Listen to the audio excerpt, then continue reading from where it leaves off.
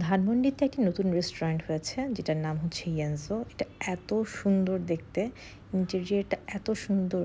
এখনকার রেস্টুরেন্টের ইন্টেরিয়রগুলো আসলেই দেখতে অনেক সুন্দর হয়। যাওয়ার পরপরই ওরা আমাদেরকে মেনুটা দেয়, মেনু থেকে আমরা হচ্ছে কিছু আইটেম সিলেক্ট করে দিই। দেন ওরা আমাদেরকে ওয়েলকাম হিসেবে ওয়াটারমেলন ক্যানোপিটা দেয়, যেটা খেতে অনেক মজার ছিল। দেন ফার্স্টে আসে ওদের এই চিকেন স্কিউয়ার্সটা খুবই মজার ছিল। উপরের সিজনিংটা খেতে খুব ভালো লাগছিল। এরপর আমরা নেই হচ্ছে বিফ পেনাং কারি, চিকেন বোমবলস অ্যান্ড সি ফুড রাইস। ওদের এই বিফ পেনাং কারিটা খেতে বেশি মজার ছিল। খুব সুন্দর কোকোনাটের একটা ফ্লেভার আসছিল, যেটা খুব ভালো যাচ্ছিল। আমি নর্মালি কোকোনাট ফ্যান না, তারপর আমার কাছে এটা খেতে খুবই ভালো লাগছে। দেন আসি এই চিকেন বোমবলসে। এটার ফ্লেভারটা খুব ভালো ছিল, খেতে একদম ডিফারেন্ট ছিল। আমি এই টাইপের কিছু আগে ট্রাই করি নাই, আমার কাছে টেস্টটা ওরকম লেগেছে, বাট খেতে মোটামুটি মজার ছিল।